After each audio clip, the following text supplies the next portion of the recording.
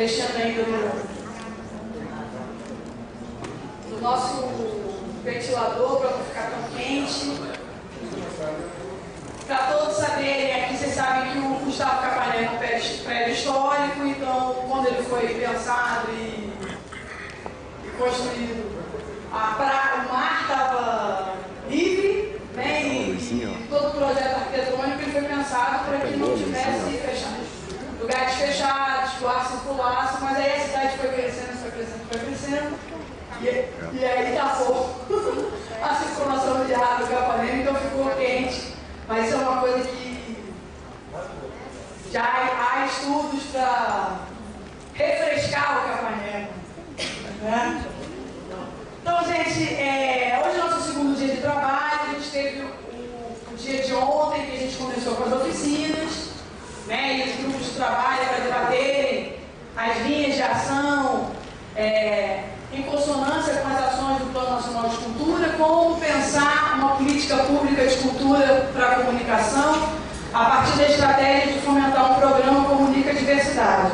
A ideia hoje é que a gente possa, à luz dos palestrantes que a gente vai ter durante todo o dia de hoje, lançar mais ideias e reflexões sobre a discussão maior do direito à comunicação, toda essa mobilização em torno da democratização dos meios de comunicação e a valorização da diversidade cultural. Então, todas as leis são pensadas em refletir sobre essas duas grandes bandeiras. Então, eu queria convidar nosso parceiro na verdade, do MIC de longa estrada, desde a época da Secretaria de Identidade e Diversidade Cultural, que hoje se uniu à Secretaria de Cidadania Cultural e viraram uma secretaria só, o professor Paulo Amarante, que é pesquisador titular da Escola Nacional de Saúde Pública, Fiocruz. Nosso grande parceiro para a realização dessa oficina. E queria convidar também a Alcione, que é a nossa coordenadora geral de comunicação e cultura, para também fazer parte aqui da nossa mesa. E nosso secretário de Políticas Culturais, ator Sérgio Mamberti.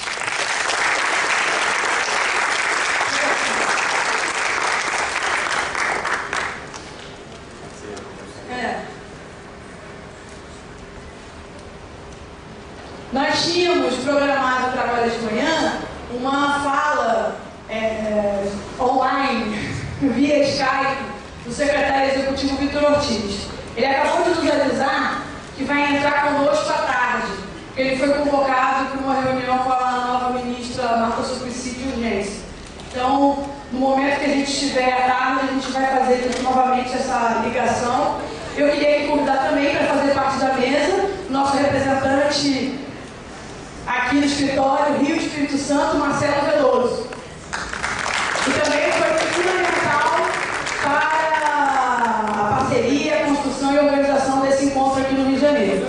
Então, a ideia é que um pouco a gente iniciar os trabalhos. Eu queria passar logo a palavra ao Marcelo, que é o anfitrião, né, para fazer a fala aqui de abertura dos trabalhos de hoje do seminário. Bom dia a todos e todas, o secretário Sérgio Mamberti, o Ana, o colega da Fiocruz, da SPC também, coordenador geral de comunicação. E queria dar as boas-vindas ao Rio de Janeiro, esse acalorado e úmido Rio de Janeiro. Como a Ana falou, o prédio, quando foi projetado na década de 30, o mar batia aqui na Santa Luzia aqui atrás, não tinha o edifício São Simão, não tinha o edifício da Vale, não tinha o edifício anexo ali ao ADL. Certamente eram outros tempos, onde a produção de gases de causa de efeito de estufa eram menores. Certamente esse auditório era um local um pouco mais agradável. A gente vai tentar amenizar o sofrimento com alguns ventiladores por aqui. Mas, enfim, é sempre um orgulho. Eu acho que o papel do prédio, do espaço público, é abrigar os debates de interesse público, né? Nós somos o Ministério da Cultura, o Ministério Onsori, tem se caracterizado ao longo dos últimos 10 anos como um ministério que se dedica ao diálogo constante, aos debates, à reflexão, à troca de ideias, na construção de políticas públicas, né? E a cultura tem esse viés de ser um espaço agregador e que possibilita a construção de políticas transversais envolvendo outras áreas, como a saúde, que é uma outra ação que a gente tem construído em parceria com a Fiocruz, a comunicação, enfim, e diversas outras áreas. Eu acho que o momento não podia ser mais oportuno, momento em que assume uma nova ministra, a Marta Suplicy, que tem no bojo da sua história política uma relação muito forte, muito próxima com a comunicação de modo geral, seja através dos grandes veículos ou na sua passagem pela Prefeitura de São Paulo e na sua atuação como parlamentar, primeiro como deputada federal, depois como senadora, na defesa dos interesses da democratização, das políticas de democratização das comunicações. Então, acho que a gente tem hoje aqui, como se diz no dito popular, um momento, enfim, a gente tem a faca e o queijo na mão para que esse seminário seja um seminário de sucesso. Parabéns ao Sérgio, parabéns à Ana, parabéns pela iniciativa.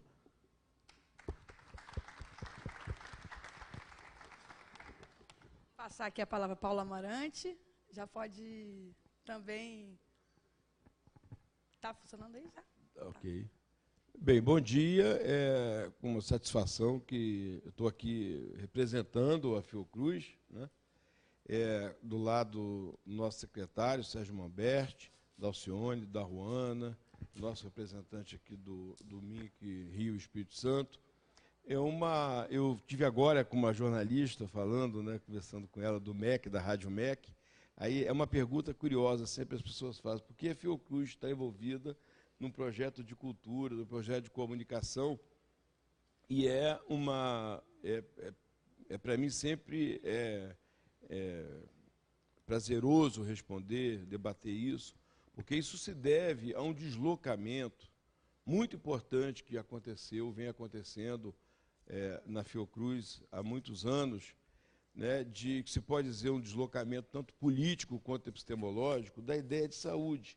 Né? Nós sempre trabalhávamos com a ideia de que saúde, em última instância, era doença, era tratar a doença. Então, você fala em saúde, tem até um professor que diz que o Ministério da Saúde devia chamar Ministério da Doença, que lida mais com doença, né? E Ministério da Saúde é o Ministério da Cultura, é o Ministério da Educação, é o Ministério da Comunicação, né? É o Ministério dos Esportes, numa ideia assim de que a gente acaba falando de saúde, mas falando de doença.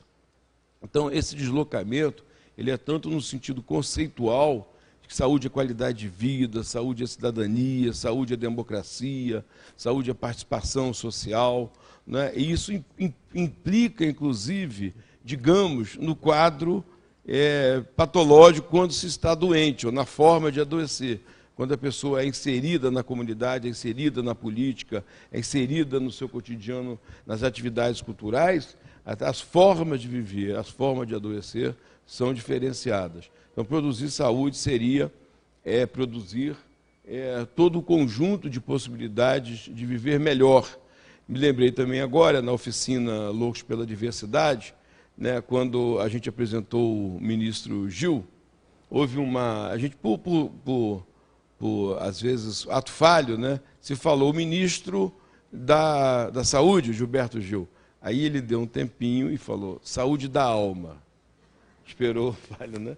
Então é isso, assim, a gente está nessa ideia de trabalhar saúde relacionada à cultura, à comunicação, entendendo que todo o agenciamento,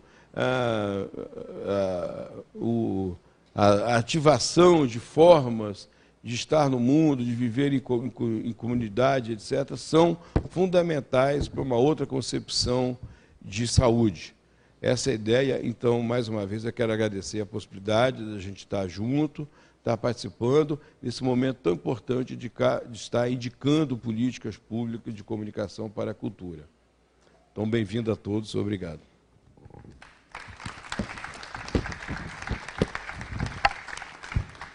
Com a palavra, então, nosso secretário de Políticas Culturais, Sérgio Mamberti. Alô, bom dia a todos, a todas presentes. Queria agradecer a presença de vocês aqui, no momento em que a gente está realizando esse seminário e essas oficinas para a construção do projeto Comunica Diversidade, que vem complementar uma ação muito importante dentro da SPC, que tem a questão da educação e da comunicação, é uma diretoria que está sob a responsabilidade da nossa querida Ruana Nunes. Queria saudar aqui o Marcelo, nosso companheiro de ministério, que nos acolhe aqui no Gilberto Freire, nessa casa que eu tive aqui, 2 anos e meio aqui como presidente da Funarte. Então, tem e fora outras vivências anteriores aqui nesse prédio histórico da cultura, da educação, né? Muito obrigado pela acolhida, Marcelo, e por estar sendo assim uma espécie de gestor de um útero aí para esse novo desafio que a gente está enfrentando. E saudar o meu querido companheiro Paulo Amarante, que realmente, durante esses anos, porque agora já podemos falar de alguns anos, né, que a gente vem trabalhando, e justamente na saúde da alma. Justamente a Fiocruz sendo parceira nos nossos projetos culturais, que a gente começou com a questão da saúde mental, mas certamente essa parceria foi tão produtiva, foi tão importante, que ela permanece e tem produzido realmente frutos importantes. E no caso específico aqui do Comunica Diversidade, Paulo, mais uma vez, a contribuição que vocês nos deram, que a Fiocruz nos deu, foi definitiva para que a gente pudesse viabilizar aqui esse nosso encontro. Queria saudar alguns amigos que estão aqui, o Beto Almeida, que é um velho companheiro na luta da questão da comunicação. Estou vendo a Beth Jochum aqui, mas estou vendo tanta gente amiga, gente de Manaus, gente de outros estados, e a gente está podendo mais uma vez construir esse processo juntos, por uma questão tão estratégica que é a questão da comunicação. Sabiamente, a ministra Ana de Holanda, quando assumiu o ministério, ela dando, vamos dizer, a sua primeira contribuição, ela percebeu que era necessário fazer uma nova reestruturação do Ministério para que ele pudesse fazer frente aos novos desafios. Os desafios no sentido de fazer avançar o que foi conquistado nos primeiros 8 anos. E foi muito interessante, eu até, vamos dizer, me conformei até de sair da Funarte e vir para a Secretaria de Políticas Culturais, na medida em que a SPC teria justamente o encargo de estar implementando o Plano Nacional de Cultura, sancionado pelo nosso querido, admirável presidente Lula, ao sair do governo, dia 2 de dezembro. Foi a primeira das pautas que estão tramitando no Congresso, que foi aprovada e que foi sancionada. E que, então, me deu a possibilidade, justamente, de estar, o ano passado, trabalhando toda a questão da construção das metas. Esse ano estamos construindo os planos territoriais, ou seja, estaduais e municipais. Não nós estamos dando apoio a estados e municípios para essa construção, e os planos setoriais, para que a gente chegue até o final do ano com a nossa tarefa de implementação do plano garantida.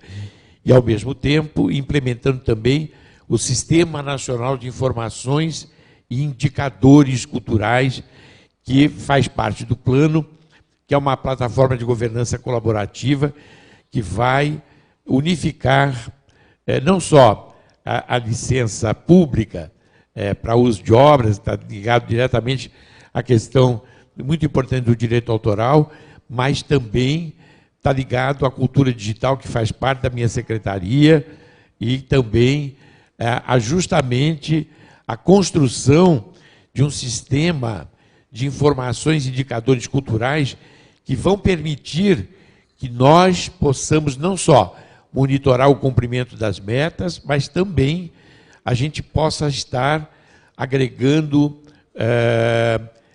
acervos e informações que vão ser passadas em open data, ou seja, de uma forma extremamente democrática, aberta.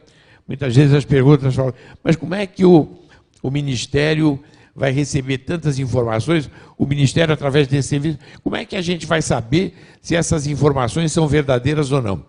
Na verdade, o Ministério vai certificar todas as informações que nós já temos como certificadas e as outras informações que vierem, o próprio processo vai ser um processo que vai fazer essa seleção.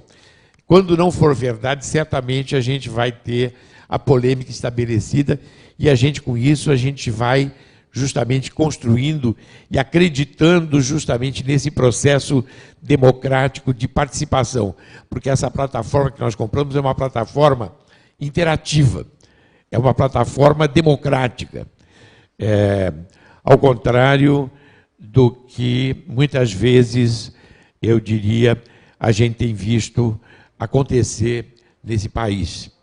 Eu acho que o momento que a gente está vivendo é um momento muito especial. É só olhar para a capa da Veja e a gente percebe claramente que esse poder da mídia não democratizada, ele continua ferindo realmente todo um processo de luta pela democratização do nosso país. A gente vê um governo que realmente foi redentor no sentido do que fez com relação ao governo anterior e sendo penalizado como se fôssemos bandidos. Nós que estivemos trabalhando e participando. Eu recentemente dei uma entrevista para o Estado de São Paulo, essa semana ainda. A repórter me telefonou perguntando sobre o sistema. O sistema foi aprovado essa semana. Eu tive o prazer de acompanhar todas as votações, desde quando ele foi iniciado até as últimas votações, quando foi aprovado do Congresso, e a ministra Marta Suplicy, na sua competência, antes dela sair, foi o último ato dela como vice-presidente do Senado, ela fez com que acontecessem 5 sessões, e nessas 5 sessões, em 2 turnos, foi aprovado o Sistema Nacional de Cultura por unanimidade. Ou seja, é um trabalho político considerável. E de respeito, o respeito que vinha desde o presidente Sarney, que era o presidente do Senado, até passando por Aécio Neves e toda a oposição. Eu vi as pessoas se despedindo de Marta, comemorando a aprovação do Sistema Nacional e, ao mesmo tempo, elogiando a brilhante trajetória que eu tive o prazer de apoiar, sua candidatura através de mensagens durante o processo de eleição de Marta para senadora, e que certamente vem ser um elemento fundamental e complementador do Plano Nacional de Cultura, que hoje é a espinha dorsal do nosso Ministério. Hoje o nosso Ministério começa a realmente criar corpo e cumprir o seu papel a partir de um planejamento para os próximos 10 anos. E isso tudo foi à luz do Conselho Nacional de Política Cultural, a mais legítima representação da sociedade junto ao Ministério da Cultura, que participou ativamente de todo o processo de aprovação dessas metas. São metas que foram construídas de forma extremamente responsável, de forma extremamente, vamos dizer, com uma precisão que nos permite realmente enxergar e também nos provocar no desafio de cumprir essas metas. A gente tem percebido que já os mais esclarecidos parlamentares e mesmo a imprensa, já via através de editoriais, já começam a se referir ao Ministério a partir das suas metas. O orçamento, nosso próximo orçamento, já está totalmente fundamentado no cumprimento dessas metas. Ou seja, eu expliquei tudo isso para essa senhora, e ela colocou que o Sistema Nacional de... Ela nem colocou, em primeiro lugar, que o Plano Nacional de Cultura foi o resultado de um processo muito longo de discussão e que culminou com a aprovação e a sanção do presidente Lula no dia 2 de dezembro, mas como ela falou, parece que o Plano Nacional de Cultura meio caiu do céu assim. E o Sistema Nacional foi supervalorizado, e ela falou, e o Plano Nacional de Cultura é uma espécie de braço auxiliar do sistema. Essa é a informação que a gente recebe dessa imprensa que só se preocupa em criar factoides. É esse o trabalho. Quando a gente fala de comunicação aqui, a gente está falando de um dos maiores embates que a gente tem no sentido dessa luta pela democratização do nosso país. Nós somos signatários da Convenção sobre a Promoção e a Proteção da Diversidade Cultural. O Plano Nacional de Cultura é todo pautado por essa convenção. E, como signatários, nós sabemos que é fundamental que haja uma informação democrática. É preciso que, quando a gente fale de cidadania, de construção de uma nova sociedade, a gente pense na cultura, como postula a Convenção da Diversidade Cultural, a gente pense na relação com a educação, e aí aqui eu quero fazer pedir um olhar muito especial e um agradecimento muito especial pelo trabalho que a Ruana e a equipe dela vem realizando no sentido da parceria com o Ministério da Educação. Durante anos, o Ministério da Cultura tinha uma série de ações relacionadas à educação que estavam esparsas. E a ministra Ana de Holanda, que foi tão criticada, tão, vamos dizer, agredida, vamos dizer, no seu processo de construção, e tão desrespeitada, ela percebeu essa importância e esteve acompanhando pessoalmente todo esse processo de construção que a Ruana e a equipe dela fizeram junto ao Ministério da Educação. A Haddad, antes de sair, assinou o acordo de cooperação, que agora vai ser cumprido, voltado para a educação básica, com a inserção da cultura no currículo escolar, mas de uma forma, vamos dizer, que possa estar justamente fortalecendo a diversidade cultural brasileira. Certamente todas as linguagens artísticas, inclusive a música, vão estar presentes, mas também toda a nossa cultura de base, a nossa cultura de raiz, a cultura afro-brasileira, a cultura dos povos indígenas, todas as manifestações culturais de outras raízes que constituíram o nosso processo cultural vão estar presentes através de um edital que vai estar contemplando com R$20 mil as escolas, e a gente deve começar com um projeto com 5 mil escolas do Mais Educação, em tempo integral, e certamente atingirmos até 2014 30 mil escolas do Mais Educação. É um momento muito especial, é um momento em que a gente pode dizer que vamos chegando realmente na raiz dessa construção de uma nova sociedade. Porque estamos falando da formação dos nossos filhos, das nossas crianças, já a partir dessa visão plural da nossa cultura, da nossa diversidade, abraçando justamente todas as raízes e todas as manifestações da nossa diversidade cultural. E, certamente, é uma relação estratégica a relação entre cultura e educação, mas não ficaria completa se não tivesse a comunicação. Por isso, a ministra colocou a educação junto com a comunicação. Ou seja, é através de uma comunicação democrática que a gente vai poder realmente ultrapassar essas barreiras e criar processos que permitam que a informação circule realmente de forma democrática e que a gente vamos dizer, não fique refém dessas grandes corporações que continuam nos subjugando, continuam querendo impor os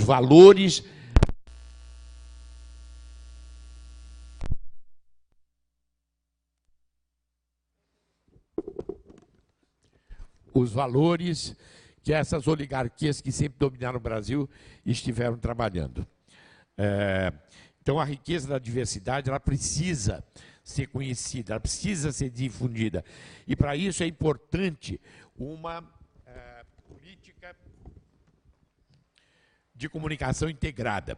Essa é a contribuição de vocês. Eu li também no Estado de São Paulo, mais uma vez, eu estava lendo a minha colega de trabalho, minha companheira de trabalho artístico, que é a Cláudia Raia, que eu respeito muito o trabalho, mas que fala assim, qual é a sua impressão sobre a chegada de Marta Suplicy ao Ministério da Cultura? Eu espero que ela nos ouça.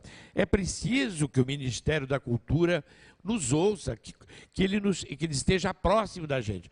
Eu nunca vi, em todos esses 10 anos, infelizmente, a comunidade artística brasileira participar das discussões, da construção do Plano Nacional de Cultura. Pelo contrário, uma ausência absoluta.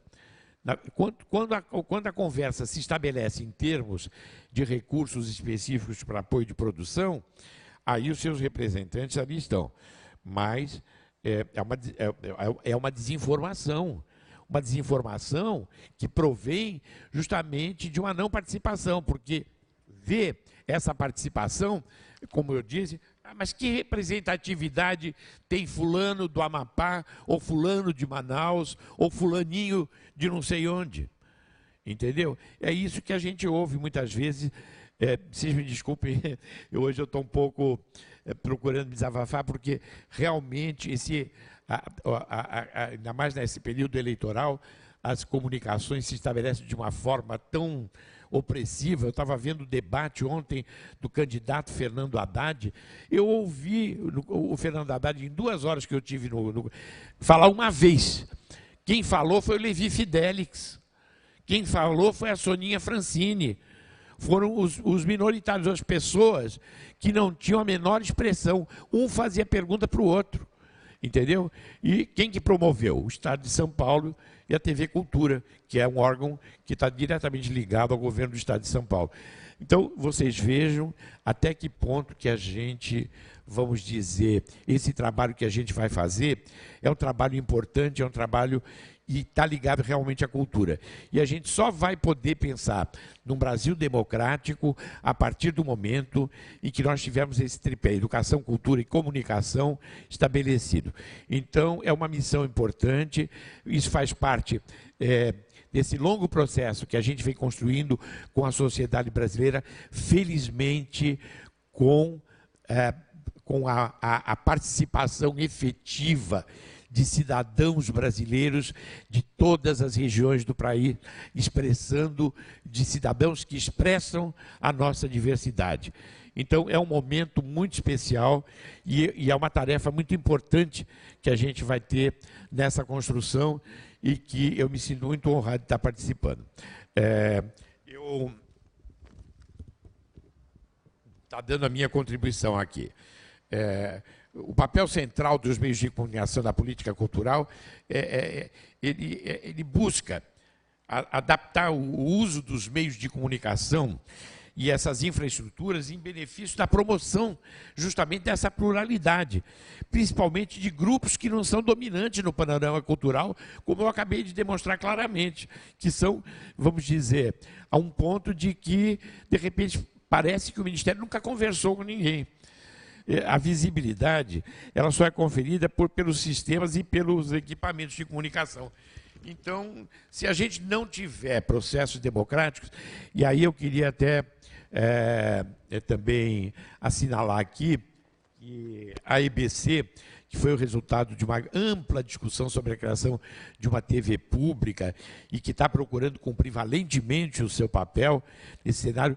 Infelizmente, houve um problema com relação à chegada do representante aqui, mas nós já recebemos uma já chegou. Tá ótimo, tá ótimo. O Ricardo me falou que você estava chegando. Justamente, queria agradecer ao Nelson, que tem sido um grande parceiro, viu? E dizer da importância também dessa parceria e dessa proximidade com a IBC, que hoje tem um papel tão importante. Eu queria até falar um pouquinho sobre essa interconexão do programa com as dimensões da cultura contidas no PNC. Por exemplo, a diversidade como desenvolvimento econômico e a importância do desenvolvimento de uma economia da cultura. A ministra Ana de Holanda também criou uma Secretaria de Economia Criativa, justamente para tratar dessa dimensão econômica da cultura, que vem sendo construído o Projeto Brasil Criativo brilhantemente pela secretária Cláudia Leitão, que é sustentada principalmente pelo valor da pluralidade e da diversidade cultural, e a integração com a comunicação aí passa a ser um importante impulso para a promoção desses valores e desses bens. A ministra Suplicy, Marta Suplicy, no seu discurso de posse, ela falou o seguinte: o Brasil tem a cultura como identidade, temos diversidade, temos frescor de ideias, temos o ingrediente principal, o motor da cultura, que é a criatividade do nosso povo. O universo simbólico, então, contribui de maneira muito importante com as dinâmicas socioculturais. A necessidade, então, de comunicar essa diversidade atende a uma demanda central da sociedade contemporânea, que é a valorização da identidade e das criações enquanto convívio harmônico com o cidadão. E ela, mais uma vez, falou que o Ministério não faz cultura. Ele proporciona espaços, oportunidades e autonomia para que ela se produza através das manifestações mais legítimas do povo brasileiro. Então, essa cidadania ela se constrói também justamente a partir dessa produção. Incentivar a sociedade a produzir é uma maneira de oferecer base de uma cultura e uma sociedade autorreflexiva, crítica e pautada pelo respeito às tradições e invenções. A gente está trabalhando aí com 5 eixos, e é um trabalho que a Alcione tem se dedicado com a equipe dela também nessa construção. O primeiro eixo é o Educar para Comunicar. O programa entende que os processos de formação e seus atores são centrais na constituição de uma autonomia cultural. Conhecimento e experiência são ingredientes que não podem faltar na busca de uma sociedade fundada na diversidade e que pretende crescer e se desenvolver. Aí o outro eixo é produção e distribuição, ou seja, oferecer as possibilidades de materializar as expressões, difundi-las, que é um vértice da conexão entre a cultura e a comunicação. E, para isso, é necessário uma coordenação para que as infraestruturas cheguem aos produtores e àqueles que não têm os meios necessários para fazer circular as suas criações. O terceiro eixo é de meios para a comunicação, no sentido de transformar receptores em transmissores, espectadores em atores. É fundamental que se pense na transformação da estrutura de comunicação, seus meios, atenções, infraestruturas, para torná-la ainda mais democrática, mais disponível para todos aqueles que têm algo a transmitir. O quarto eixo é o protagonismo social, ou seja, valorizar aqueles que são os protagonistas e que sempre contribuíram para a fortificação da identidade e da pluralidade brasileira, pensando na ancestralidade e na criação, num passado que ajuda a construir o futuro e em tradições que se reproduzem, trazendo sempre a inovação. E, por último, o eixo de comunicação e renda, ou seja, as tecnologias e processos de comunicação, que são uma área que tem como matéria-prima a criatividade e as expressões. Aproveitar o campo das comunicações para a cultura, no sentido da sustentabilidade econômica e da criação de renda, é um elemento central para a manutenção da diversidade e do seu desenvolvimento. Certamente, o tema é um tema muito rico. Hoje nós vamos ter a deputada Luísa Erundina aqui à tarde participando desse seminário, que nos honra muitíssimo com a sua presença, pela sua história e pela sua contribuição e pela sua preocupação que tem com relação à questão da comunicação. E ela também foi uma pessoa que eu acompanhei todo o processo dela como prefeito de São Paulo. Talvez tenha sido a gestão mais revolucionária que eu vi em termos de município com relação à cultura, porque ela, tudo isso que a gente está falando aqui, ela abordou. Ela, inclusive, todo o processo da Erundina foi seminal na gestação do Cultura como Invenção do Futuro, que foi o projeto de 94 de Lula, e depois Imaginação Serviço do Brasil, que norteou todas as políticas de cultura do governo Lula, e que hoje a gente, vamos dizer, que a presidenta Dilma abraçou e que a gente vem dando prosseguimento. Então, eu acho que a gente vai ter a oportunidade de ter aqui, vamos dizer, uma fala de uma pessoa extraordinária, uma grande parceira, e certamente poderá dar uma contribuição muito importante aqui para essa nossa construção. Queria agradecer mais uma vez a presença de todos. Certamente esse tema é extenso, é vasto, ele é rico. As contribuições que vocês vão trazer para essa construção serão contribuições muito importantes, e espero chegar agora, até o final do ano, já, vamos dizer, com uma política direcionada para essa questão da comunicação, construída da mesma forma que foi construída a política de comunicação, esse contato também que a gente está estabelecendo com o Ministério das Comunicações, que tem nos ouvido e tem sido parceiro nesse trabalho, para que a gente possa realmente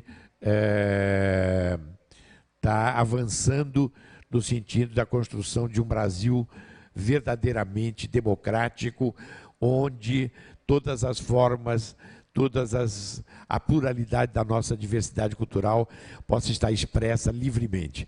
Muito obrigado e estamos sempre à disposição.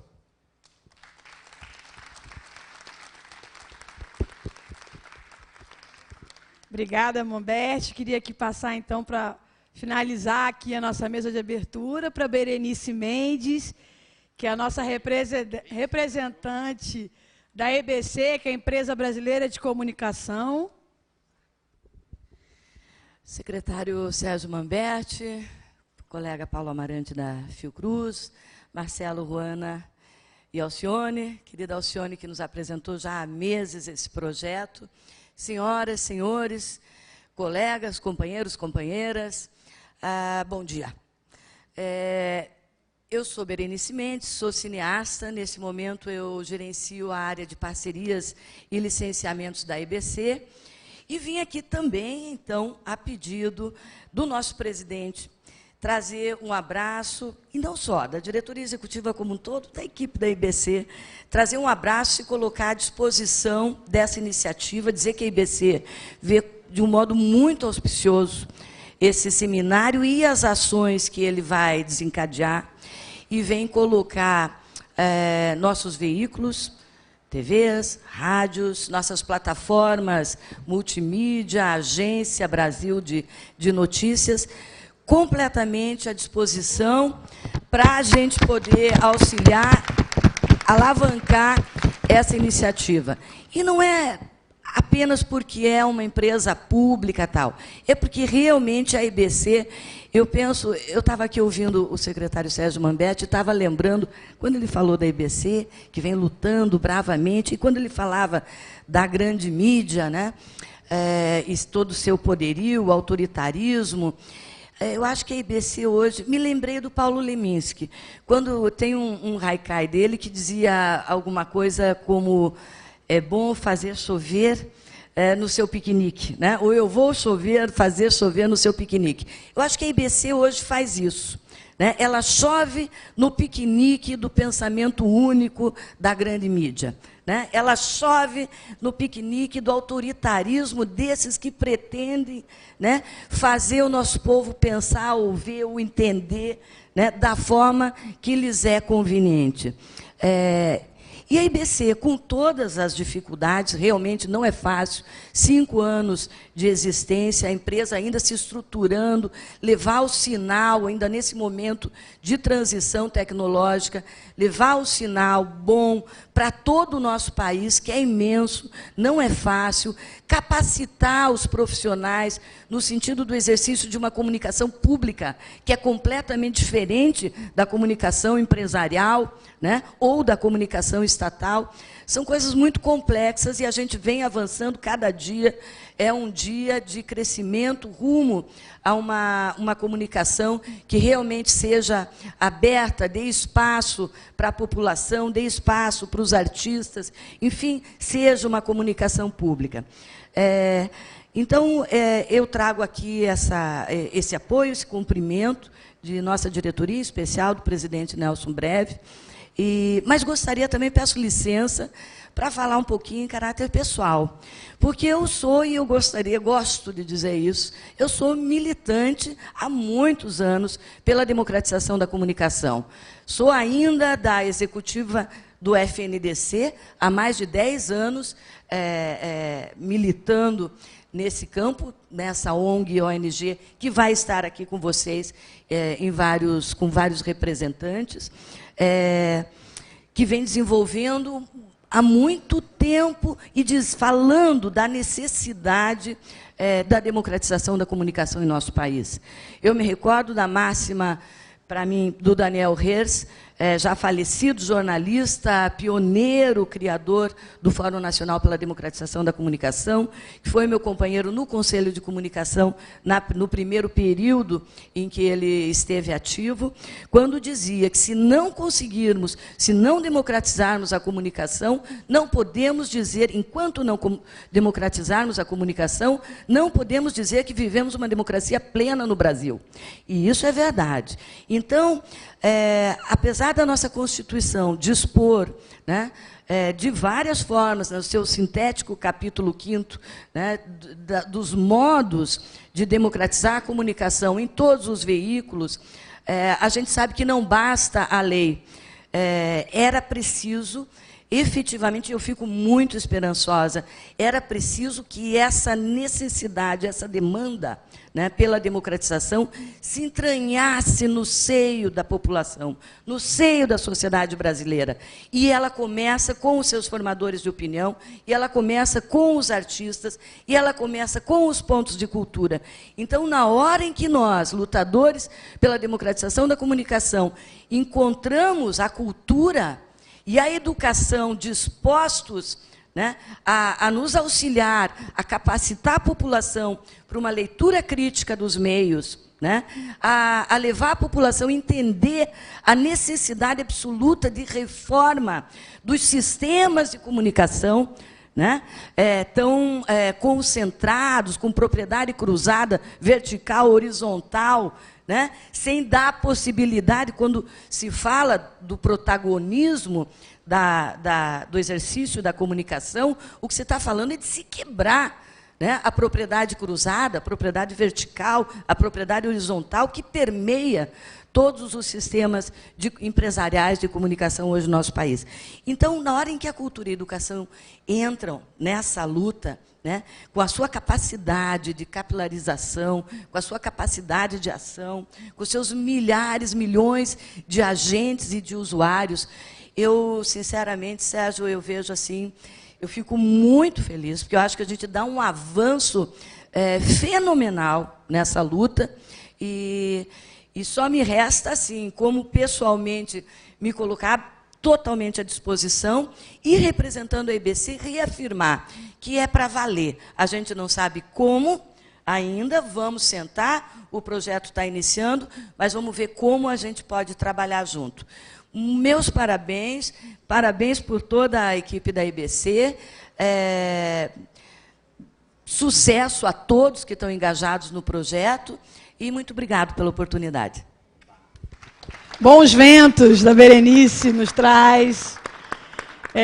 A ideia é que nossa, a gente abrir para algumas perguntas, para que a gente depois, logo em seguida, já abra a mesa do Beto Almeida, da Roseli Kaufmann, e que vai ter a nossa mediação e provocação do Antônio Martins.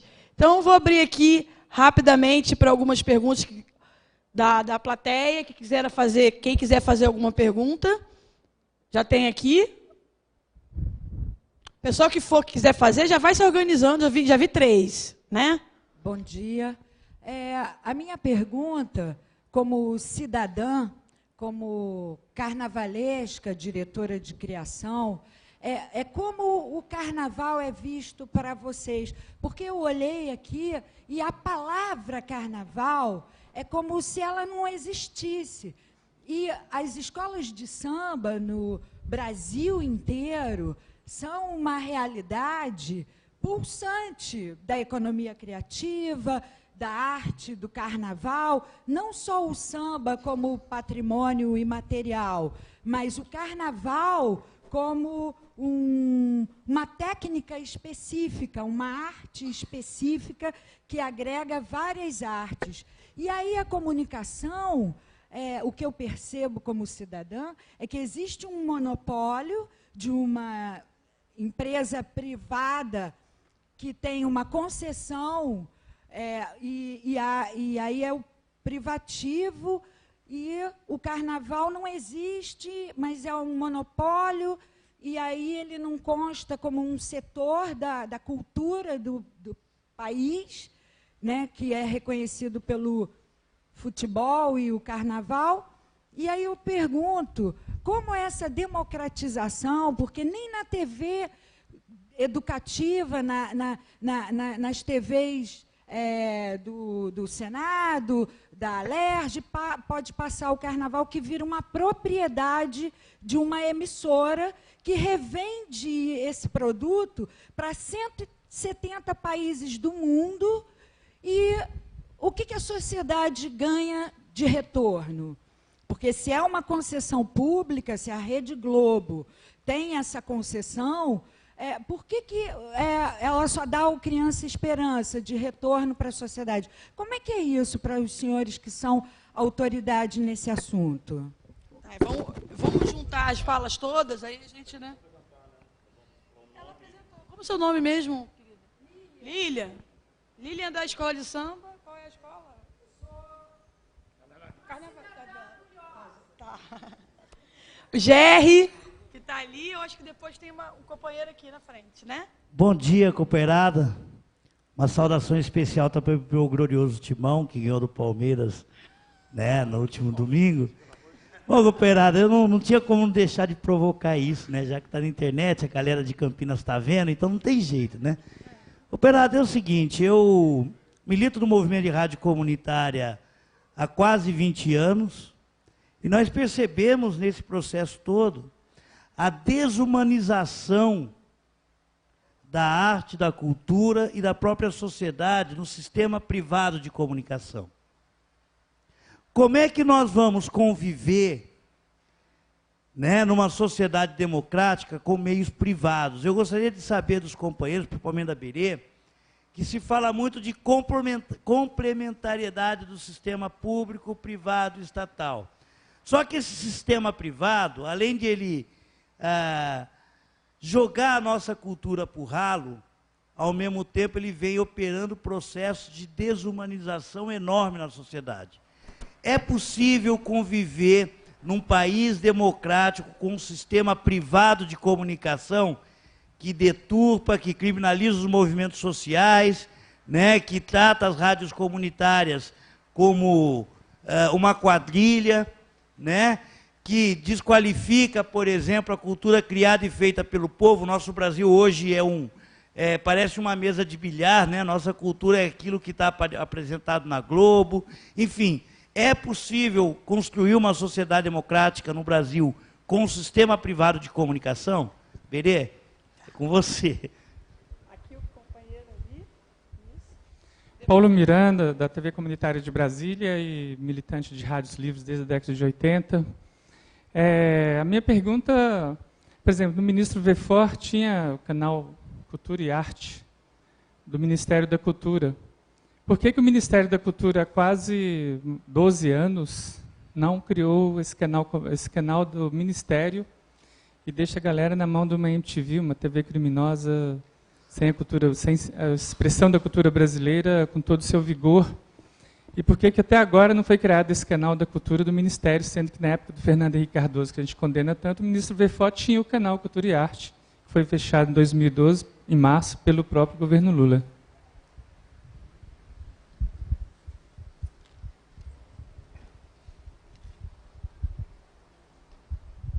Bom dia, meu nome é Washington, sou do Portal Áfricas. Nesse minuto estamos transmitindo para 3 países também da África, através do portal, e a pergunta tem que ser objetiva. Nós acessamos o SECOM, somos cadastrados no SECOM, todos os trâmites legais, somos parceiros da EBC em conteúdo, a Lídia é nossa parceira, nos atende muito bem, graças a Deus. E a dúvida nossa é entender o porquê nós não conseguimos nenhuma propaganda de campanha do Ministério da Cultura. As agências de propaganda já estão com os recursos, já ganharam seus editais, nós não estamos pedindo edital, não estamos pedindo licitação, que é até de direito. Eu sou um empresário da cultura negra e tenho um portal de quase 700 mil visitas mês. A fala das agências de propaganda que tem o dinheiro o Ministério pede sites com 2 milhões de visitas. Aí vai ser difícil eu crescer sem ter um recurso a chegar a 2 milhões de visitas. Na verdade, a primeira era 500 mil de visitas, cheguei a mais de 500 mil e hoje a gente não consegue, assim mesmo, acessar um recurso que já está aí. Isso acontece em todos os ministérios. Estou dando o exemplo do nosso portal, mas nós somos uma rede de 83 blogs e sites em todo o Brasil. E esses blogs e sites do movimento negro, eles também não têm esse acesso. Temos documento, nota fiscal, tudo que o sistema pede. Eu só queria entender, assim, para não falar que é um negro falando da discriminação, por que essa discriminação? Boa. Então, vou passar primeiro para... Tem mais um? Lá no finalzinho.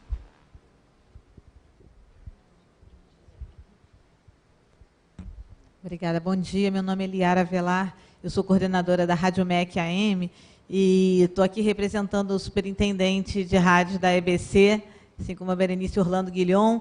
Queria apenas dizer que as nossas emissoras estão à disposição do movimento, da cultura, a gente, enfim, tem essa missão, e qualquer material, qualquer produto, debate, a gente pode estar, então, encampando nas nossas emissoras. No Rio, a EBC tem 3 emissoras, a MEC AM, a FM e a Rádio Nacional, 3 em Brasília e 2 na Amazônia. Então, a gente está se colocando à disposição. Obrigada. Bom, gente, tem mais um? A gente vai, então, tem mais 2, a gente vai fazer...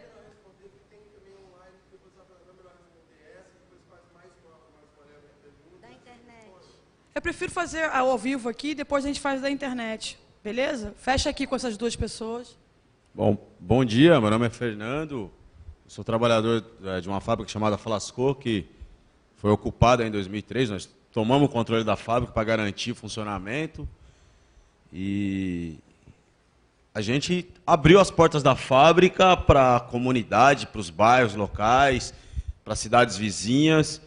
E várias e várias atividades, várias mesmo assim, cotidianamente, há 9 anos, certo? E a gente tentando, de todas as formas, por exemplo, que a fábrica seja pública, que seja popular mesmo, de verdade, entendeu?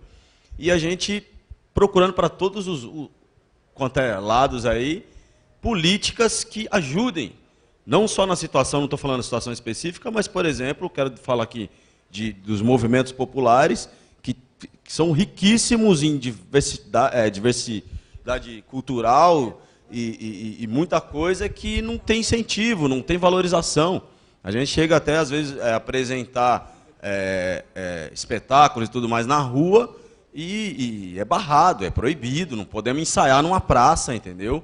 Então, eu acho que temos que apontar certos problemas que é para tornar a comunicação e a cultura que sejam de mais acesso para o povão mesmo.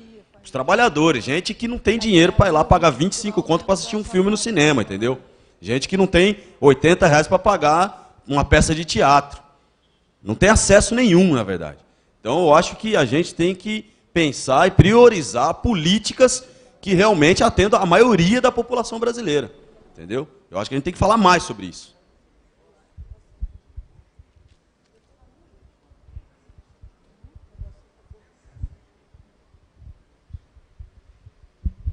Oi, Mambete, sempre um prazer grande ouvi-lo. Eu sou Mambete de Oxum, sou de Pernambuco, sou do Ponto de Cultura Coco de Umbigada, e colocar aqui que, de fato, as expressões, né, a diversidade das expressões culturais desse país, principalmente desse universo dos povos e comunidades tradicionais do terreiro, não está posta. Muito pelo contrário, a comunicação tem tido um papel, inclusive, de criminalizar, de exterminar bastante as expressões culturais oriundas dos terreiros de matriz africana e afro-indígena aqui desse país. A gente vive um momento de um gargalo muito grande. Em Pernambuco, a gente vive um momento de terror, que inclusive a própria mídia, né, promovendo ódio, promovendo a intolerância. Eu acho que a companheira ali colocou a EBC, a gente não tem essa experiência. Eu acho que a gente vai precisar fazer aqui um mutirão, a gente vai precisar fazer aqui uma força-tarefa para, de fato, chover no molhado do piquenique da bancada evangélica que ocupou as mídias desse país para satanizar o que a gente tem de mais sagrado, que é o orixá, que é o inquis, que é o encantado e que é a cultura popular que tem no seu bolso os terreiros daqui desse país. Então, a gente está num momento difícil e a gente vai precisar, de fato, o companheiro Jerry tem muita razão, está na mão da iniciativa privada e quando estiver na mão das famílias, a gente não vai conseguir muita coisa. Né? Eu acho que a gente é um momento rico, esse momento da construção das oficinas, mas ao mesmo tempo a gente saber do tamanho, né, desse monopólio, desse monstro que está posto aí nas comunicações, frente a esse momento importante da gente garantir, de fato, a diversidade cultural está posta, porque a gente precisa dessa comunicação para valorizar. Porque hoje o momento é de muita luta, o momento é de muita resistência. Lá em Pernambuco, inclusive, a gente precisa dizer que não está fácil, né, que não está fácil. Os caras ocuparam praticamente todo o Dion das rádios. O que sobra ainda são as rádios livres, porque até as comunitárias estão comprometidas com as igrejas e com os políticos. A gente que tem uma rádio livre em casa, que é a Rádio Amnésia, a gente tem essa experiência. Então, muita luta. Assim, a gente precisa, de fato, garantir os sindicatos, a CUT, a UNE, o movimento da cultura de uma maneira geral, para poder derrubar, de fato, esse monopólio e fazer chover no molhado num país laico que é a bancada evangélica. Então, olha só, gente, a gente vai... Ah, você tem mais um? Então, vamos lá. Oi, eu sou Vinci, da Casa de Cultura Tainá, Rede Mocambos. Queria colocar atenção que um país assim, que eu também assim, sou um novo cidadão, há uns anos já, que tem uma riqueza cultural enorme, não tem uma infraestrutura de comunicação e tecnologia própria para suportar essa diversidade cultural. É tudo baseado em tecnologias de fora. Não só tecnologias, assim, os conteúdos são mesmo armazenados fisicamente, assim, fora do país. O mesmo governo faz isso, o Ministério da Cultura faz isso. A EBC ainda acho que usa um pouco, mas assim, esse acho que não vou falar dos perigos e tal, mas é muito limitador, porque se a gente está com propondo um programa de comunicar diversidade, você tem que ter, assim, quem acompanha com tecnologias e meios para representar essa diversidade de forma justa, assim, que respeite assim os jeitos da cultura própria. E a gente trabalha com comunidades quilombolas. Então, assim, não tem tecnologia que, por enquanto, atinge. Mas por quê? Porque a tecnologia vem de cima para baixo. Se a tecnologia fosse feita de baixo para cima, seria muito mais possível fazer isso. Aí tem tecnologia. Não se trata de a gente inventar algo impossível, assim. É só fomentar isso, o desenvolvimento disso, a apropriação tecnológica disso e tal. E é isso. Obrigada. Então, a gente vai fazer aqui a resposta da turma que estava aqui no auditório, para depois falar com o pessoal da... Tem mais alguém? Ah, tem mais um ali. E aí fecha. Para depois a gente falar com o pessoal da internet, que a gente está também em online e tem muitas perguntas que vêm da turma da internet. Bom dia a todos, meu nome é Edivaldo, eu trabalho na TV Comunitária, TV Pinel, do Instituto Felipe Pinel. Trabalho no Laboratório de Estudo, Pesquisa e Saúde Mental e Atenção Psicossocial da Fiocruz.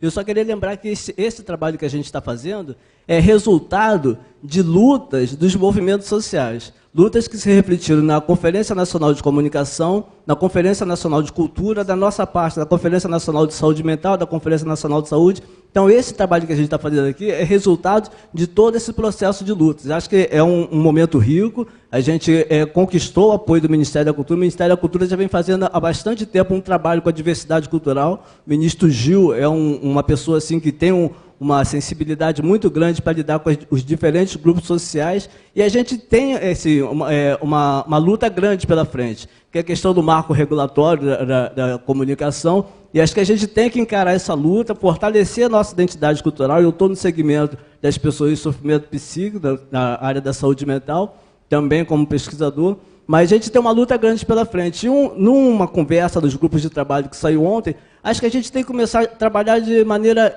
interministerial, como o Sérgio Mamberti colocou. Trabalhar com o segmento da justiça, a questão da discriminação dos grupos, de diversos grupos sociais na mídia, é uma questão de justiça. A gente tem que trabalhar no Ministério das Comunicações, no Ministério da Educação, educar para compreender a mídia. Então, acho que a proposta que eu tenho aqui para fazer, para mim, para o Sérgio Mamberti, é que a gente trabalhe de maneira interministerial e aproveitar esse espaço aqui para a gente colocar nossas demandas. Obrigado.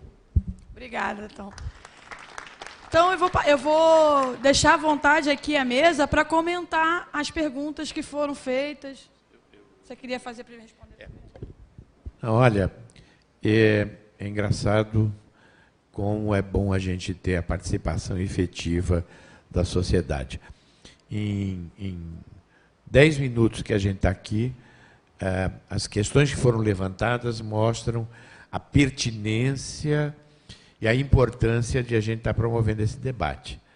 Eu acho que se falou aqui desde o Carnaval dessa apropriação indébita de uma manifestação tão cara para o povo brasileiro, tão querida e tão expressiva da nossa diversidade cultural, que foi, vamos dizer, realmente foi aprisionada justamente por essas grandes corporações, aí no sentido de monopólios mesmo, e de estabelecer, vamos dizer, limites para que haja uma efetiva participação da sociedade e para que os carnavalescos e todas essas manifestações possam ter a sua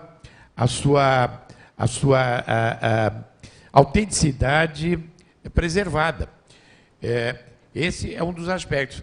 Também, aí a questão que foi colocada aqui com relação ao cultura e arte, eu me lembro que eu estava aqui na Funarte quando nós começamos o projeto, do jeito que ele tinha sido construído, era extremamente oneroso, e a gente, de uma certa maneira, na medida em que a gente criou um portal aqui na Funarte, e na medida em que a gente não tinha condições de estar, vamos dizer, desenvolvendo o canal da maneira como ele tinha sido concebido, porque, na verdade, ele era muito circunscrito a uma realidade e muito, vamos dizer, necessitaria um investimento muito grande.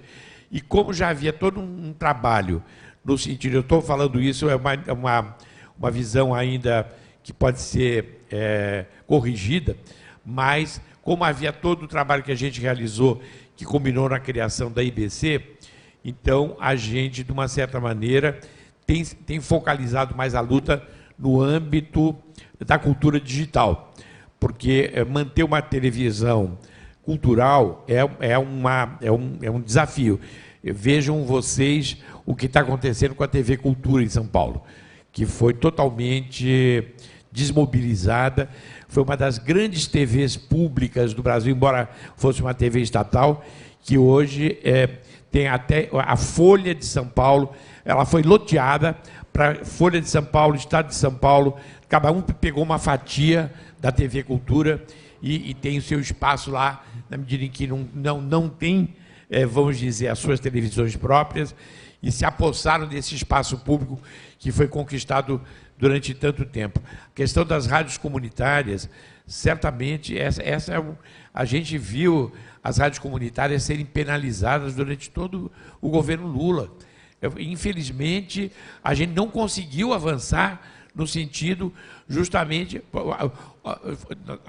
as rádios comunitárias que foram valorizadas foram justamente que representavam grupos econômicos, vamos dizer, com expressão política, inclusive. Eu não vou... acho que a Beth já colocou claramente aqui o que acontece quando vamos dizer, a possibilidade de rádios comunitárias, vamos dizer, serem livres, justamente para serem processos de impedimento para que a nossa diversidade cultural se manifeste claramente, entendeu? Você estava falando com relação a verbas publicitárias para o seu portal, e eu realmente desconheço um pouco esse mecanismo dentro do Ministério, como é que se manifesta, mas certamente aqui é o espaço para a gente trazer todos esses problemas, e aí eu não sei, eu não teria resposta para todos. Eu acho que tem perguntas que foram feitas aí, com relação à questão do nosso companheiro aí, com relação à acessibilidade. Esse é um dos grandes desafios do Ministério. A ministra Márcia já disse que vai batalhar para a aprovação do Vale Cultura. O Vale Cultura estabelece R$50 por mês, através de um cartão, para o cidadão poder, vamos dizer, investir em cultura. E está, de uma certa maneira, trabalhando, vamos dizer, comprando o seu ingresso de cinema, de teatro, mas, certamente, na questão que a gente vem discutindo da economia criativa e das cadeias produtivas, o preço dos ingressos é proibitivo para a maior parte da sociedade brasileira. Então, essa questão da acessibilidade é um desafio para o Ministério, que eu acho, hoje, através do Plano Nacional de Cultura e do plano e do sistema, e há realmente metas ligadas à questão da acessibilidade no Plano Nacional de Cultura. A gente vai precisar trabalhar isso de uma forma... Você veja que 8 anos foi o momento de a gente estar plantando mecanismos e criando estruturas para que a sociedade possa participar ativamente.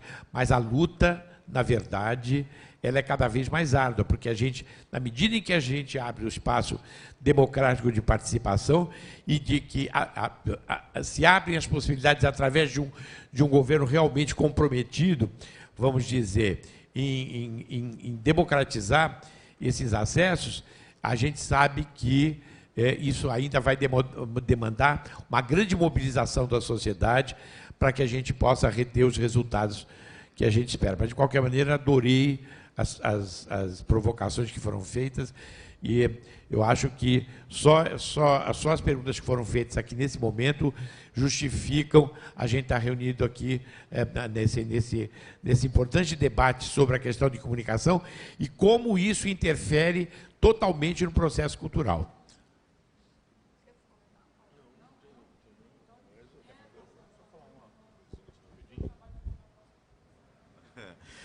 Bom, primeiro, queria só falar uma relação à questão do portal, o rapaz ali colocou. Acho que tem uma situação que é curiosa no que diz respeito ao Ministério da Cultura. Eu, tal como o secretário Lamberti, também não tenho domínio de como é que se dá essa questão do investimento das verbas publicitárias do Ministério através das agências. Tal. Acho que é um assunto extremamente interessante e oportuno que traz à tona.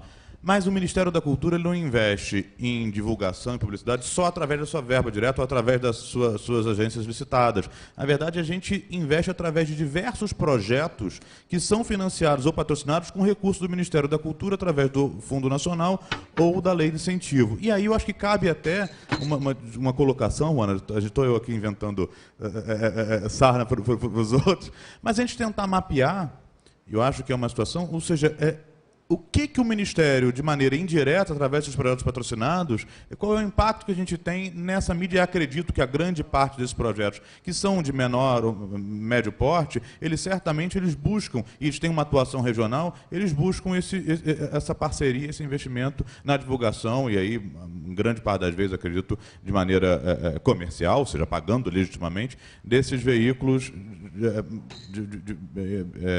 de menor porte também.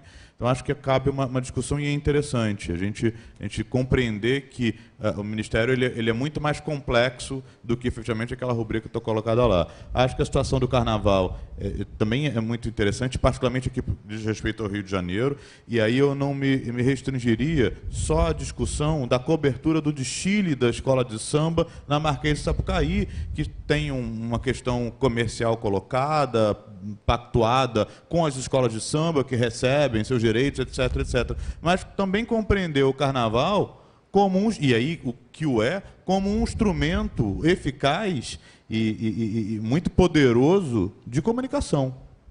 Né? E a gente tem discutido isso. Aqui no Rio, a gente montou um grupo de escuta com o IBRAM, com o Nascimento Júnior, com o presidente do IBRAM, para pensar exatamente de que maneira o Carnaval ele é para além de um veículo de comunicação, ele é um veículo de propagação de informações a respeito da nossa memória, da nossa identidade cultural, etc. Como é que a gente pode pensar um programa que estimule as escolas, na medida do possível, não só aqui no Rio, no Brasil inteiro, a trabalharem esse viés da promoção da nossa identidade. Né? Eu acho que, de modo geral, são essas duas contribuições que eu queria colocar. Com relação ao companheiro que falou aqui sobre a questão de armazenamento de dados, o Sistema Nacional de Informações e Indicadores Culturais, que faz parte do Plano Nacional de Cultura, a gente está justamente agora trabalhando essa questão do armazenamento, porque, na medida em que a gente deflagrar o processo, certamente a gente vai ter um problema de armazenamento. Então, certamente a gente gostaria de ter, a gente já tem um contrato com a RNP, no sentido de eles estarem recebendo, e aí seriam, vamos dizer, seriam armazenados aqui nacionalmente, mas esse é o momento que a gente está montando esse processo e que certamente vai ser um dos grandes desafios no sentido de que a gente possa ter essa amplitude, né? Vamos dizer, o Sistema Nacional de Informações e Indicadores Culturais vai ser justamente um grande desafio, porque ele vai ser, através desses dados que vão ser construídos pela própria sociedade em Open Data, junto com a rede S, o Sistema S, e todos os grandes acervos aqui que vão estar, de uma certa maneira, linkados ao Sistema Nacional, a gente vai poder finalmente ter indicadores, vamos dizer, efetivamente culturais, e não os indicadores, vamos dizer, que são externos à questão da cultura, mas que hoje ainda, como o IDH, por exemplo, que ainda é um padrão para a gente fazer avaliações em termos da política cultural. Então, esse certamente é um grande desafio, onde a sociedade também vai ter uma participação importante. Eu aproveitei, como o Marcelo comentou a questão do Carnaval, tinha perguntado, eu aproveitei para fazer um adendo também. Não também a respeito da questão do monopólio, mas eu acho da importância cultural, você disse do Carnaval não está aqui na agenda, e realmente recuperando a importância da sua fala, no campo da saúde, muito especialmente no campo da saúde mental, a questão do Carnaval tem sido fundamental. Não exclusivamente ligado à escola de samba, por exemplo, São Paulo tem o Loucos pela X9, né? Que é um movimento importante já de muitos anos, mas em todo o país tem tido experiências de organização de blocos ou de coletivos carnavalescos, que tem tido uma expressão muito importante, muito inovadora, tanto no âmbito da cultura, né, quanto no âmbito da saúde e da comunicação. São os casos aqui no Rio, até o Júlio está fazendo documentário sobre o Tá Pirando, Pirado, Pirou, é um bloco, né, um bloco muito importante. Tem o Loucura Suburbana, tem o Tremendo nos Nervos. Em São Paulo tem o Itaí, o Bibi Tantã, porque junto com a do Itaí Bibim e do Butantã fizeram. Em Ouro Preto tem o Conspirados, e por aí afora tem muitos, Locomotiva em Natal, tem muitas experiências que significam uma nova possibilidade de ressurgimento desses sujeitos antes tratados apenas como loucos, como incapazes, portadores de transtorno, etc., mas que isso desperta a sua criatividade, a possibilidade de construção coletiva e também de geração de renda. Assim como o carnaval, as escolas, esses blocos, esses coletivos, eles se organizam por todo ano, tem atividades, a escolha do samba, né, que é feita em espaços culturais da cidade, a escolha do tema, depois a organização de figurinos, de alas, de fantasias, etc., tem sido uma expressão. Recuperando a sua fala, eu acho que também é um ponto importante da gente poder identificar aqui e ver como, a partir da cultura, da comunicação, né, a gente pode dar mais visibilidade, dar mais importância, ressignificar melhor essas iniciativas.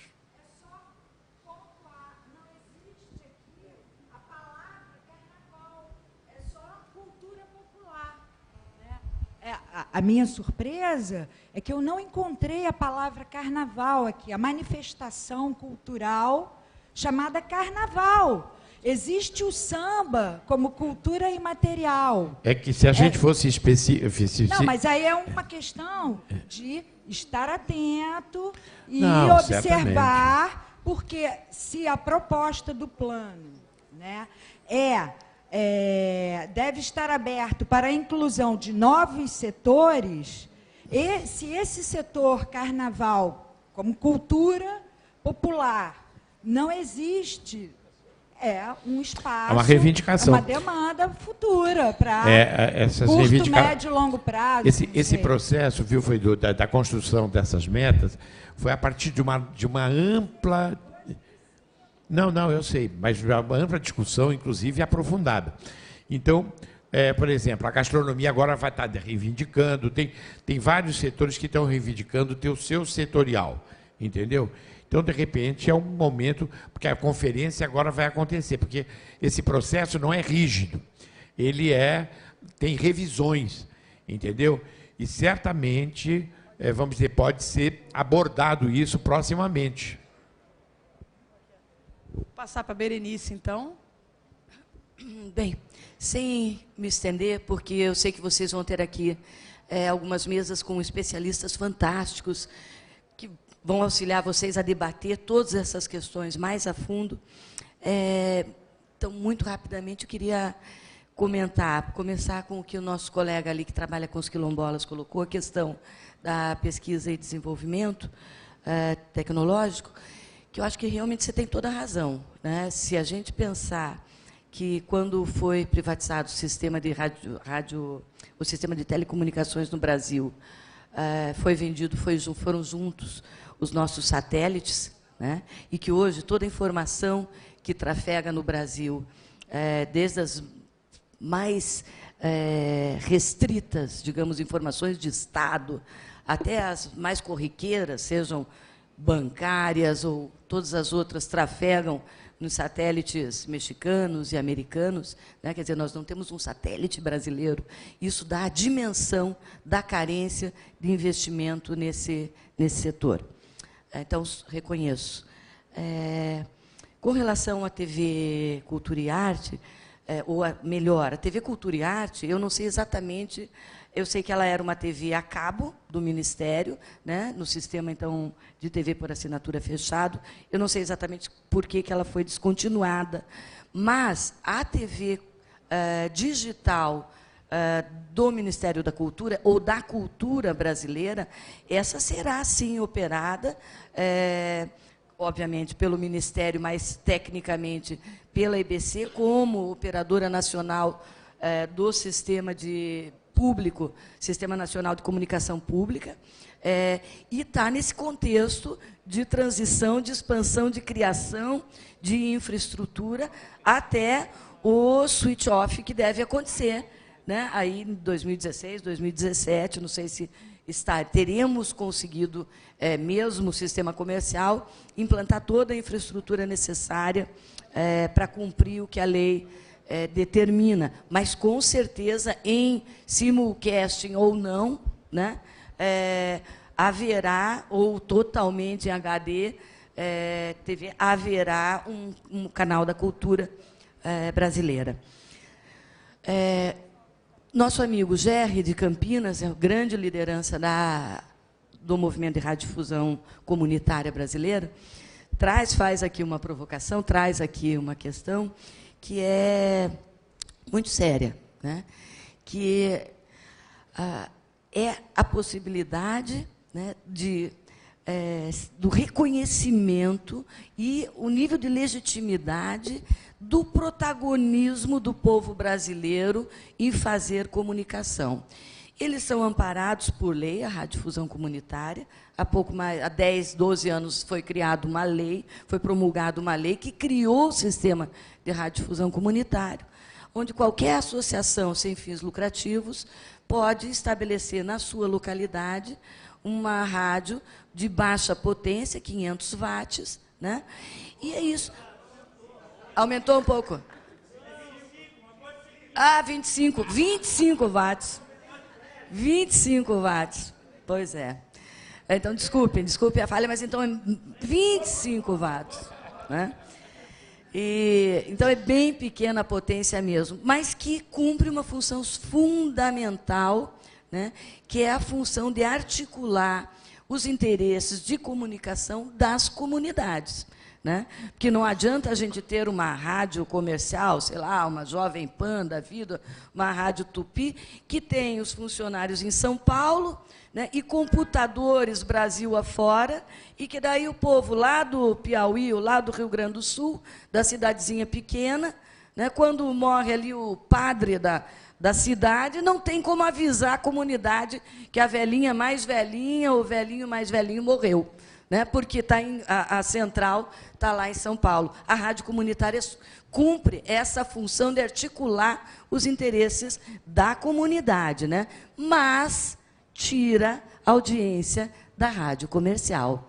E aí leva a pau, né, levam pau e são pressionados e são denunciados, e o nosso sistema de fiscalização e controle da Anatel, justiça seja feita aos radiodifusores comunitários, houve a radiodifusão empresarial em detrimento do povo brasileiro e fecha as rádios, e prende, e bate, e isso é sistemático.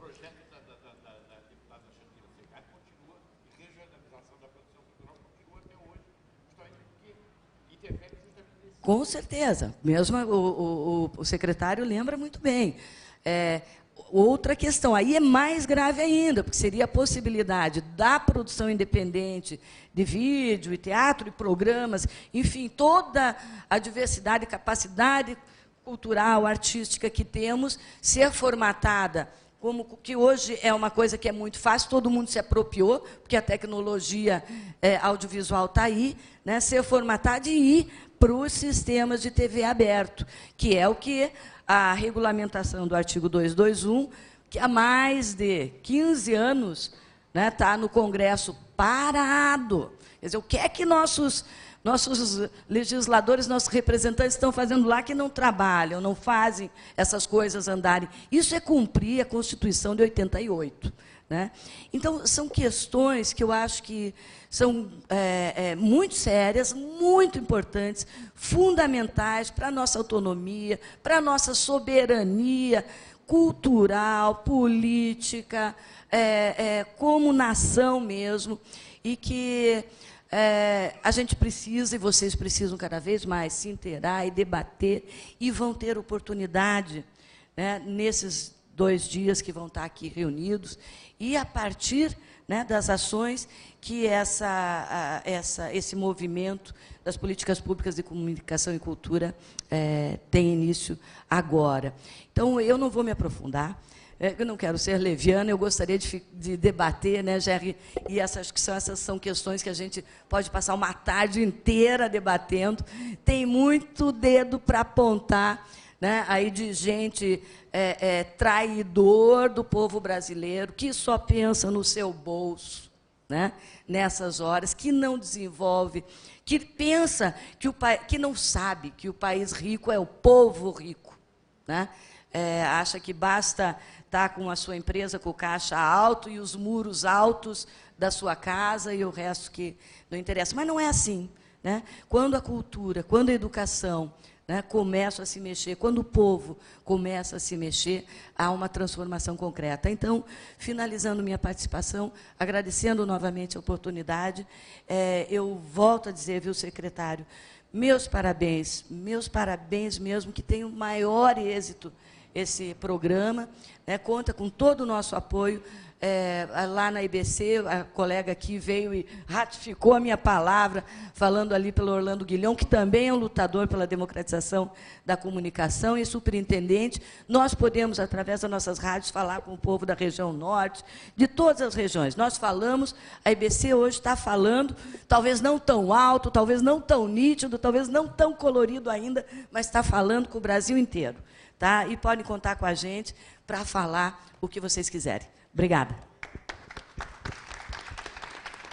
Bom, gente, vamos dar agora o espaço para o pessoal, para nossos internautas. O Paulo Lara é a mediação aqui. São quantas perguntas, Paulo? Não são muitas, não. Só queria pedir para a gente entender que, como o pessoal que está na internet não está aqui, quer dizer, não tem essa dinâmica, eles às vezes ficam um pouco impacientes. E aí dizem, não, faz a nossa pergunta, e não dá para, né, fazer aquela mediação muito clara. Então, para a gente também ter uma paciência com o pessoal que está aqui, eu queria pedir para o Jardim me filmar aqui também, para o pessoal da internet saber quem é que está fazendo a intermediação, entendeu? Eles estão, um dos pedidos tem sido esse, para a câmera movimentar, mostrar as comunidades, a rapaziada. Então, isso aí também é uma... acho que é uma parte importante para o pessoal se sentir mais dentro do evento e tal. Vamos, então, às perguntas / intervenções aqui. O Anapuaca, da Rede de Cultura Digital Indígena, pergunta o que fazer para facilitar o apoio a projetos de comunicação para as culturas indígenas sem tanta burocracia. E aí eu acho que ele quer dizer que para as culturas indígenas tem um desafio a mais do que para aquelas pessoas que estão acostumadas com linguagem de projeto, técnicas de projeto, etc. Então, acho que uma fala, aí, um esclarecimento rápido de esses processos de atingir as políticas de comunicação por essas culturas indígenas ou mais isoladas ia cair bem. A Vecda, ela pergunta como garantir o funk como manifestação cultural, e acho que isso tem a ver também um pouco com aquela história do carnaval, que a gente está falando de vários tipos de manifestação. Quais são as políticas públicas que possibilitam, então, garantir, respeitar e preservar essas manifestações que são dinâmicas, sempre existentes. O Bruno pergunta se a economia criativa se resume somente ao fomento de espetáculos e ao consumo, ou como o viés antropológico da cultura pode ultrapassar o viés mercadológico. Ele acrescenta ainda, a identidade é grande evento, é mega evento. Então, acho que também valeria a pena uma rápida pincelada sobre economia da cultura, economia criativa, o que é apoio para grande evento, para grande cultura de massa, ou a gente pode disseminar isso nas culturas menores, marginais, periféricas, etc. O Edinho pergunta, tendo em vista o problema que houve na adoção da TV digital, o Ministério da Cultura tem alguma ação que atenda à escolha do processo de adoção de rádio digital? Nós estamos, então, agora no processo para a adoção do padrão de rádio digital que vai ser adotado, e ele pergunta, lembrando que houve uma grande discussão e certos problemas que houveram com a adoção do padrão de TV digital, se existe no Ministério da Cultura... Eu não conheço o Edinho, hein? Ele fez a pergunta, eu copiei, achei ótimo, mas eu não conheço ele. E aí existe o Edinho, não é meu pseudônimo. E a Raquel pergunta, O programa contempla tratar as licenças... Já foi dito sobre rádios comunitárias, mas eu vou fazer a pergunta dela se houver alguma coisa a ser acrescentada, eu acho importante também. O programa contempla tratar as licenças para as rádios comunitárias, lembrando que o fechamento delas compromete vários programas culturais, como Pontos de Cultura e outras ações culturais. Então, quer dizer, de novo, aquela coisa do Estado também que fecha, e aí se o Ministério das Comunicações fecha, isso afeta o Ministério da Cultura. Essa relação que existe dentro do Estado, como que o MINC, nesse novo programa, está pensando isso? Acho que é isso. Então...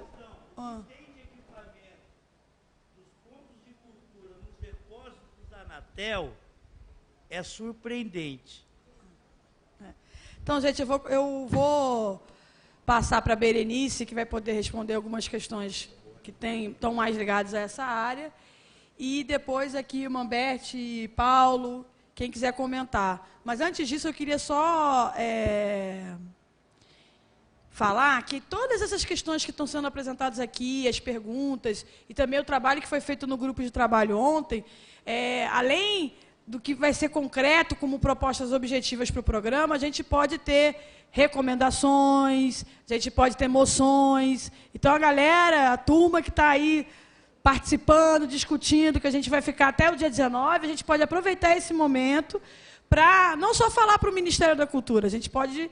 esse fórum fazer a luz na política interministerial que nós estamos construindo com o Ministério das Comunicações, com o Ministério da Educação, apontar caminhos para enfrentar desafios que perpassam o nosso âmbito de direção, mas que também é do governo. Tá bom? Olha, o sistema de digitalização da rádio no Brasil, eu acho que o Ministério da Cultura não deve saber, não. Porque a Abraço não sabe, a Aberte não sabe, o Minicom não sabe. Quer dizer, definido não está, que me consta, isso não está. Está se debatido, cada um fala, levante-se uma coisa, levante-se outra. Não se encontrou, me parece ainda, ou não se optou pelo sistema que seja um sistema viável. Porque tem que pensar que até no sistema comercial... você tem pequenas emissoras lá que vão ter que trocar todo o equipamento. Então, se for uma coisa caríssima, né, dentro de um dos mercados locais, mercado de praça, né, que o cara vende a publicidade, até os comerciais vendem a publicidade naquela praça, naquela cidade, não vai conseguir, vai ficar mais do que no vermelho, vai quebrar mesmo. Então, eu, particularmente, acho que o MINC não deve saber, não. Mas... eu acho e vejo que a questão ela é feita muito mais como uma manifestação da vontade dos radiodifusores estarem demandando, então, que o MINC se aproxime também dessa questão, porque é muito mais difícil para a radiodifusão comunitária o apoio do Minicom ou se associar com o sistema comercial no debate, né, sentar para discutir. Eu acho que seria um ponto de apoio muito importante. E acho que o que deve ser feito é isso. Acho que vocês têm que chegar nesse programa. Acho que quem está fazendo radiodifusão comunitária tem que chegar nesse programa agora, esteja onde estiver, fortalecer ele para que a coisa possa acontecer. É isso, obrigada. Não, eu acho que as questões que foram levantadas aqui são todas questões que nos mobilizam, inclusive, no sentido de a gente atuar interministerialmente. Eu acho que esse é uma das razões que a gente criou. O Jerry está falando de material que foi apreendido das rádios comunitárias, dos pontos de cultura, né? Isso se você pudesse nos fornecer aí um pouco um relatório sobre isso, acho que seria muito importante para a gente levar ao Ministério das Comunicações e a questão da Anatel. Sei.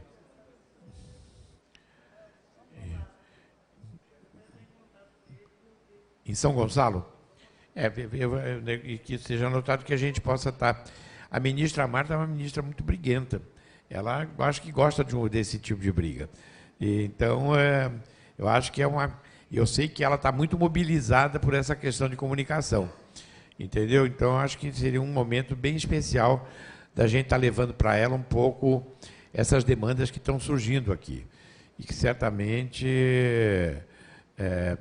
vamos dizer, vão alimentar aí a nossa política de comunicação para a diversidade. É basicamente isso. Tinha uma outra questão. Eu vou deixar. As questões indígenas, certamente vou comunicar isso à secretária Márcia Hollenberg, no sentido de também que ela possa estar incorporando isso através da sua secretaria, vamos dizer, como contribuição para o nosso projeto aqui. Exatamente, já incorpora, mas vamos dizer especificamente como fazer, vamos dizer, ter um elemento facilitador aí a mais, porque me parece que os editais aí nem sempre estão contemplando ainda, vamos dizer, em profundidade. Acho que essas políticas elas têm que realmente se aprofundar. É nesse sentido que eu acho que os editais são muito importantes, mas a gente tem que ter um avanço político nesse processo todo. Não, quer dizer, eu só observei, assim, quando que essa iniciativa ainda não completa, né, mas ela já está em processo. Lembro dos editais, até a gente conversando, o Humberto falou que estavam fazendo políticas e editais para populações sem teto, sem CPF, né, no Vale dos Ciganos, né? A gente brincou com os loucos sem razão, que é a discussão. Então, mas assim, que de facilitação, porque várias pessoas dos movimentos populares, movimentos sociais, não têm a facilidade de preencher um projeto, um formulário de solicitação de recursos de ministério. Então, que isso já há algum tempo tem sido uma iniciativa de ampliação, favorecendo a inscrição verbal, etc., né? Uma série de outras iniciativas.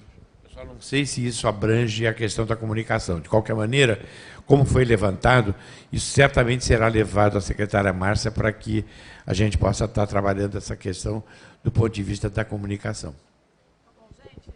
Eu queria destacar, antes de a gente já pedir paciência para todo mundo, concentração, porque a gente já vai iniciar a segunda mesa. Mas eu queria destacar aqui a presença dos representantes das outras secretarias do Ministério da Cultura, porque esse programa que nós estamos construindo no âmbito da SPC, o Comunica Diversidade, é um programa que se quer realmente partilhado e compartilhado dentro do MINC. Então, está aqui a Antônia Rangel, representante da Secretaria da Diversidade e da Cidadania Cultural. Entendeu? A Alexandra, que é representante da CEFIC, e a Mônica, que é representante da Palmares, que estão que fazem. Tem representantes do IBRAM também, que nós estamos todo mundo construindo, tem um grupo de trabalho interno, e a ideia é que o programa Comunica Diversidade tenha ações permeadas por todo o Ministério da Cultura e também interministerialmente com o Ministério da Comunicação e o Ministério da Educação. Então, eu queria aqui chamar o Antônio Martins, me despedir e agradecer aqui os colegas que participaram nessa primeira parte da